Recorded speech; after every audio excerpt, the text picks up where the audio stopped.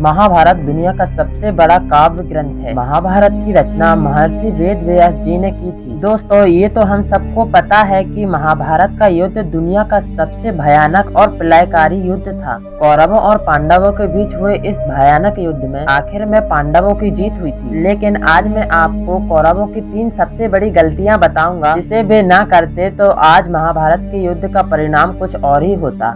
युद्ध के पहले दुर्योधन का गलत चुनाव। हुआ कुछ ऐसा था कि युद्ध के पहले दुर्योधन और अर्जुन श्री कृष्ण से मदद मांगने द्वारिका गए। पहले द्वारिका दुर्योधन पहुंचे और उसके बाद अर्जुन, लेकिन उस समय श्री कृष्ण सो रहे थे, इसलिए दोनों उनके जागने की प्रतीक्षा करने लगे। कुछ देर बाद श्री कृष्ण ने आंखें खोली तो उन्होंने सबसे पहले अर्जुन को देखा, क्योंकि वह श्री कृष्ण के पैरों के पास बैठे थे। दुर्योधन पर श्री कृष्ण की नजर नहीं पड़ी, क्योंकि वह श्री कृष्ण के सिर के पास खड़ा था। और जब दोनों ने मदद मांगी तो श्री कृष्ण ने उनके सामने 2 विकल्प रख दिए। श्री कृष्ण ने कहा, एक तरफ मैं रहूंगा और दूसरी तरफ मेरी पूरी नारायणी सेना।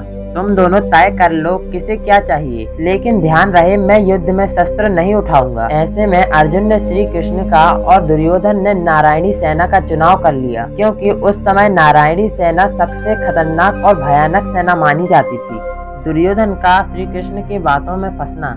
बात ऐसी है कि गांधारी महादेव की परम भक्त थी। महादेव की कठोर तपस्या कर गांधारी ने शिव से ये वरदान मांगा था कि वह जिसको भी अपनी पट्टी खोलकर नंगा देखेगी, उसका पूरा शरीर वज्र के समान मजबूत हो जाएगा। और आखिरी में जब दुर्योधन और उसके कुछ साथी ही बच पाते हैं, ऐसे में गांधारी ने दुर्योधन के शरीर को वज्र के समान करना चाहा, लेकिन श्री कृष्ण के बहकावे में आकर दुर्योधन ने अपने गुप्त अंग को पत्ते से ढक लिया, जिसके कारण उसका गुप्त अंग और जांग वज्र के समान नहीं बन पाए। और भीम ने इसी बात का फायदा उठाकर दुर्योधन की दोनों जांग तोड़ दी थी और उसे युद्ध में परास्त कर दिया था।